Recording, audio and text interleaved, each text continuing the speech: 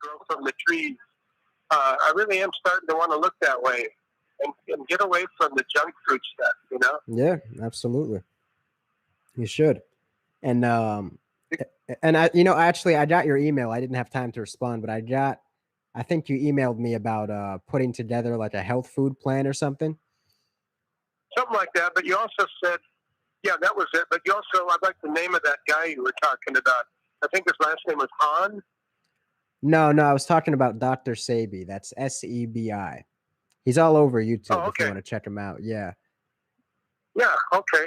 Because I don't know where to begin with all this. I've never been a vegan. I was a vegetarian for a time, and I remember eating brown rice, veggies, and I learned how to cook so you could duplicate the taste of meals that you normally would only be able to duplicate with meat. Right. And I'd get the protein I needed, but I felt better. My mother would say, "Your complexion looks better. You look much better. You look much healthier." And I felt better. And then one day I fell prey to this temptation to go to this place in Southern, that's when I was living in Southern Cal. There was a hamburger joint called Tommy's, and they're these big fat chili cheeseburgers. Mm-hmm. And I got 2 of those, and I wolfed them down, and I was wolfing them down like a kid, hiding in a closet to keep from getting caught. Are you ready for that? Like somebody was going to catch me, like I was guilty.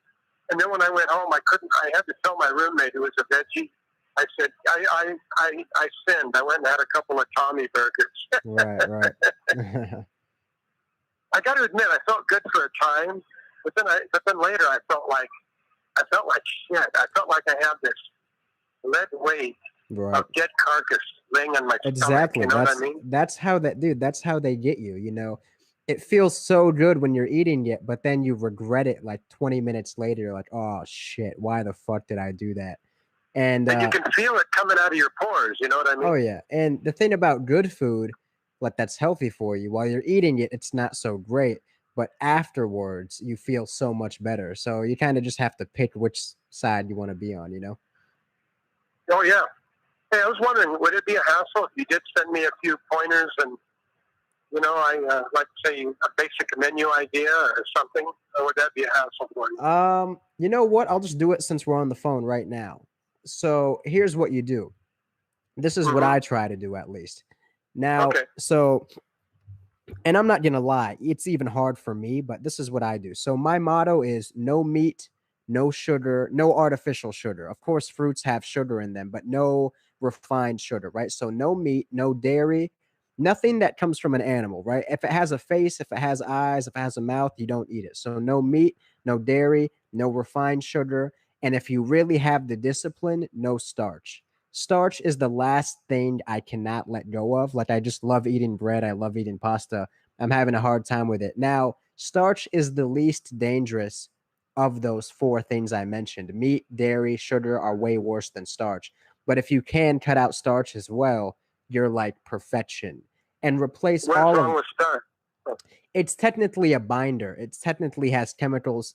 Starch isn't natural. Starch isn't one of the original foods that was on this earth. It's man-made. So they use chemicals to bind it together, and it has a binding effect. I didn't know that. Yeah, so if you eat too much starch, it can kind of bind like toxins together and keep them in your body. So I try not to eat too much starch, but I'm still kind of struggling with it. But on top of that, you want to do a lot of green drinks. So you want to blend, kale, wheatgrass. Arguably, I've been doing wheatgrass for a while, but I'm finding out even that isn't the best. I'm experimenting with sea moss, all kinds of different herbs. If you just look up like natural herbs on Google, you'll get the full list, and you can start blending different things. Once or twice a day on top of on top of that diet I just mentioned, you should be good. Mm-hmm. What if well, thank you, by the way. Itachi, thank you for that. I just wanted to say this real quick. How could I start doing this kind of piecemeal? I'm sort of a piecemeal guy. You know what I mean? What do you mean? What is that? I don't piecemeal, like a little at a time, just taking little baby steps with it. Yeah, consistent. Absolutely. And another thing you can do, you can also start fasting if you want to. People think, oh my God, if I fast, I'll die. That's not true. If you just literally fasted and drank nothing but like sea moss for 60 days, you would purge all of the toxic food you've been eating for the last 65 years. Because right now you have toxins that have been building in you for 65 years that you need to flush out. Absolutely. All those cheeseburgers you ate in the 80s, all those milkshakes, all those milkshakes you drank in the 70s, they're still in there right now. You think because you shit it out that it's gone. That's not true. You still have mucus.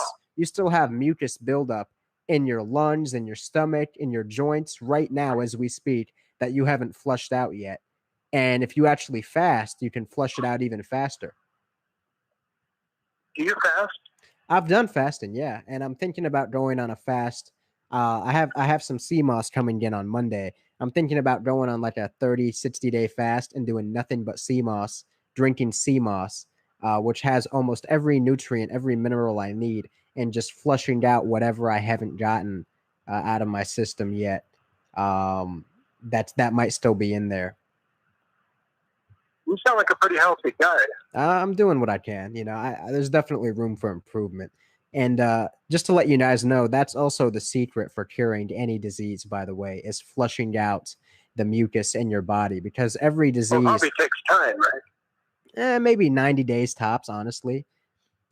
You know, maybe 90 days. Now, let me ask you something. When you had that little, I call it slip, like when a drinker has a slip, when you had that little slip and you went to Denny's, how did you feel afterwards? You know, it's funny. When you go so long without that food, you feel way shittier after you eat it, because when you eat it every day, you build up a sort of tolerance to it. But when you haven't had it for so long, it hits you so much harder. Like, if I go out right now and drink a chocolate milkshake, the very next day, I'll be like suicidal. I'll be like losing my mind, because the fucking chemicals and the mucus and all of it will hit me so much harder than when I used to drink 3 milkshakes a day and I was like numb to it. Like, I'll start thinking crazy shit because I'm so used to living clean and simple. It just like overloads you. It's hard to explain. It's like, have you ever smoked pot before? Oh, I used to be a big pothead for years. Yeah. So I'll put it this way. You know how when you smoked pot every day for so many years or whatever, you have to smoke even more of it to even get high because you built up a tolerance to it? Yeah, yeah. And you remember how, like, the first time you smoked, it hit you so much harder because you've never experienced this before, right? Right, exactly. It's the same thing with food. If you're eating shitty food all the time, you don't feel it as much. But if you purge it out of your body and then you start eating it again like 6 months later, it's going to really fuck with you because you're so used to living without it. It's just like marijuana. I'm going to have to look into this. So go ahead. Yeah, it's just like anything else, you know? Yeah, you know, you're absolutely right. You know, I just made an observation here a minute ago. I'm on the bus, air conditioned, so it feels really great. It's like 83, 84 here. Supposed to get up in the 90s, I heard, but I don't know. It feels like it. But it's nice. It's beautiful. You know, I noticed a lot of the young girls, they look older than they are, and they look, I don't know, they just hard to explain. You know, and I could see where by the time they hit, even before 30, they're going to start showing signs of hitting the wall big time. And a lot of it is their diet. A lot of these young girls in their 20s are eating meat and sugar and dairy and drugs. That shit makes them age way faster. And drinking alcohol and smoking tobacco, right? Yep.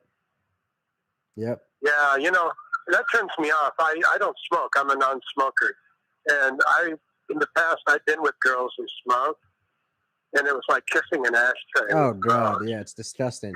And it's funny because women's only asset is their beauty. So for them to piss that away by, like, eating shit, it blows my mind. Well, you know what's weird about women? You know, they call it makeup. When a woman wears makeup, it makes her look, you know, more attractive than she is. I've seen those same women, and I've met a few, without their makeup. Oh, they're scary. They almost kind of frighten me. You know what I mean? Absolutely. You know, and I think, you know, men don't need that shit to look good. Nope. I really think that my girlfriend even said this, the girlfriend I had of 8 years before she died in 2000. She was a real sweet lady. But she said she was about 4 years older than me. But I remember she said, She said, men are the beautiful ones, not women. Yeah. Wow. And even in the animal species, they are. Very true. Very true. Yeah, they're the adorned ones. You know, and even in the human species, people would say, well, it's the female. Yes, when she's young. But when a man reaches 40s, 50s, providing he's taking good care of himself, he starts to look pretty good. Yeah. You know, in some ways, I think Sean Connery looks better now than he did when he was a young man. Interesting. Interesting. Yeah. But anyways, I'm going to let you